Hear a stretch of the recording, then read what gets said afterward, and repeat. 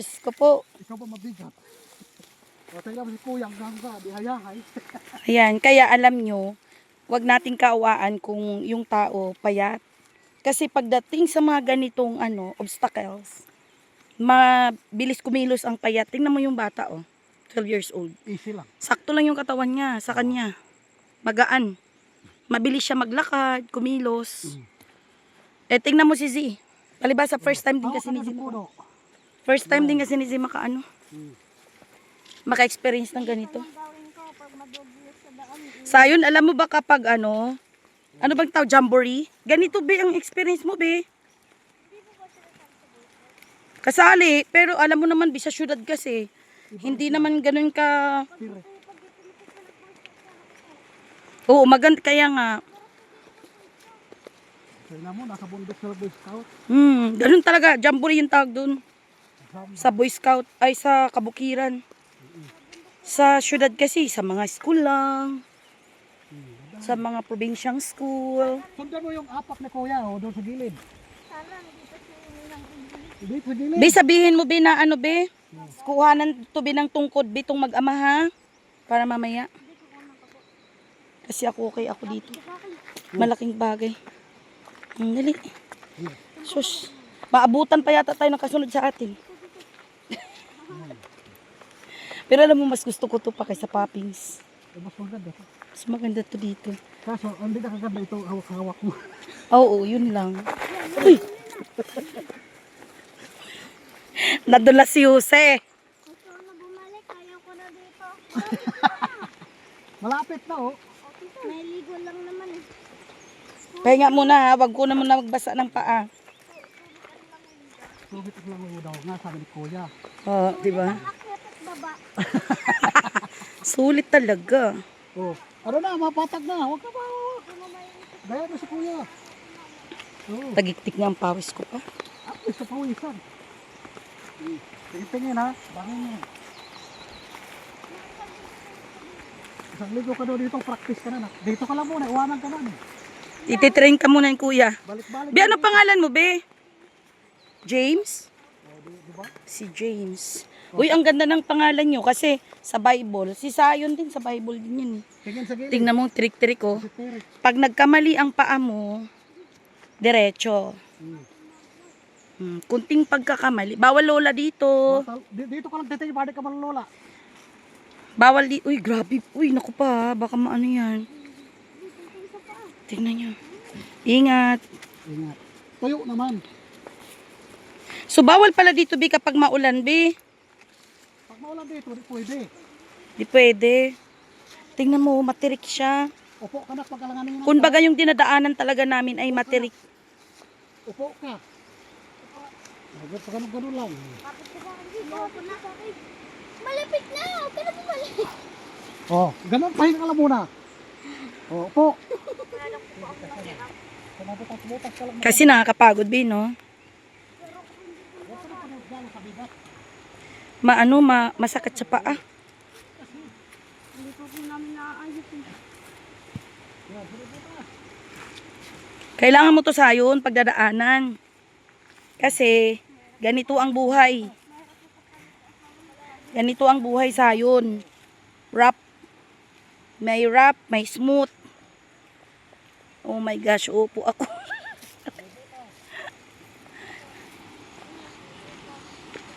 Sabi ko nga po, mas masaya po tumira dito yung lalaki ko. Kaya nga, 'di ba? Kami masarap po yung ganito man. Simple lang po, akala kayo mga gulay-gulay. Nakakatuwa ka naman.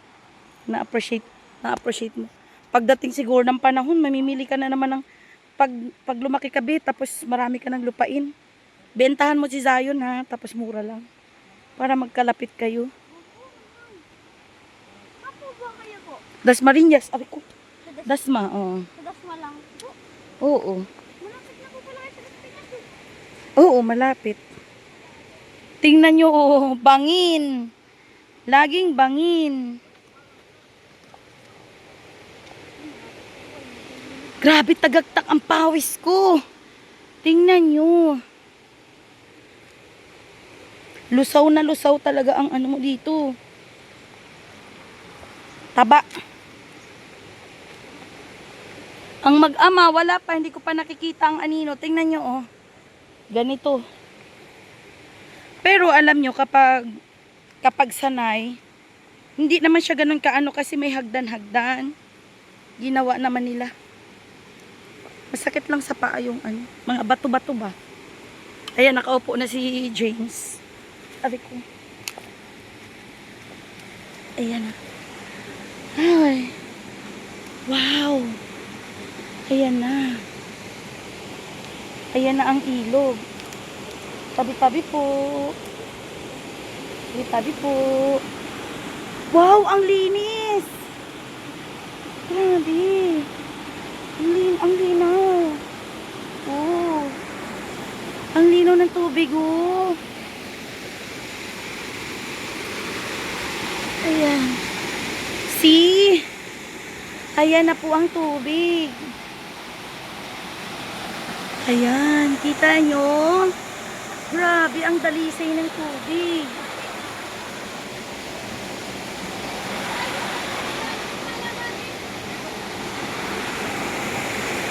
Ang lalaki ng mga bato. Adobe.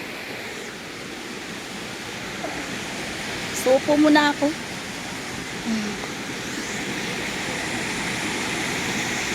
Yan ang mag-ama, di pa yung si James, ayan. Bumakyat ulit.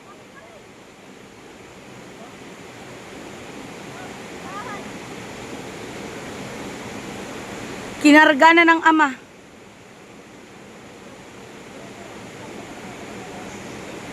Kinarga na. Aakyat ako mamaya doon sa taas.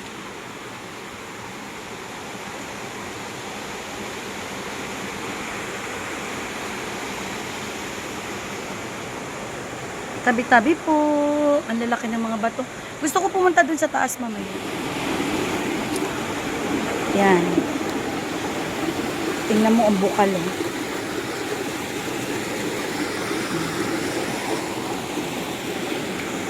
Tingnan mo. Tingnan nyo, oh. Grabe, no? Yan. Papunta doon sa baba. Yan. Virgin siya talaga. Walang, hindi pa siya masyado. Ano naman, hindi siya masyado pinupuntahan.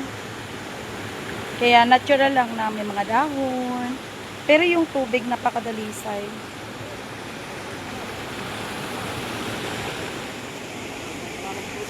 Sayo na, kunting pagkakamali mo ha. Ay, asan ang stick ko? Nala ni James sa baba. Baba daw kami.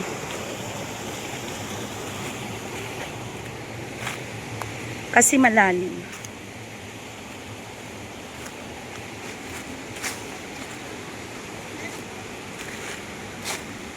Huwag mo na magbasa.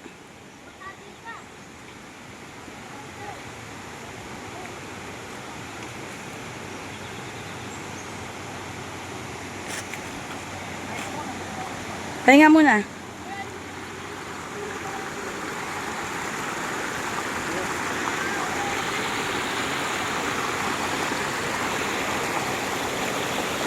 Malalim dito, be, no? Hindi ba malakas ang agos, be?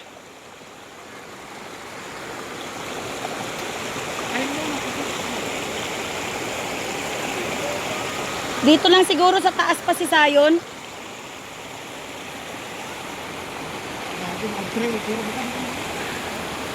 See? Kaganda ng nature.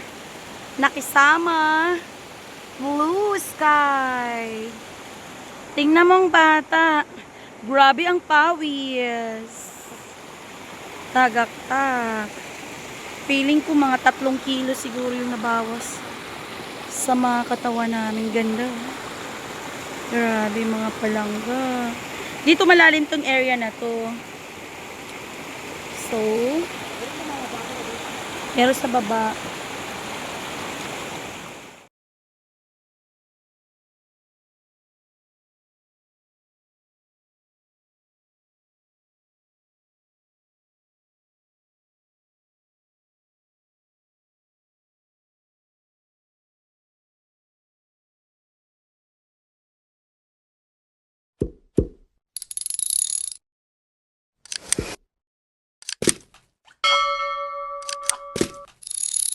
Ano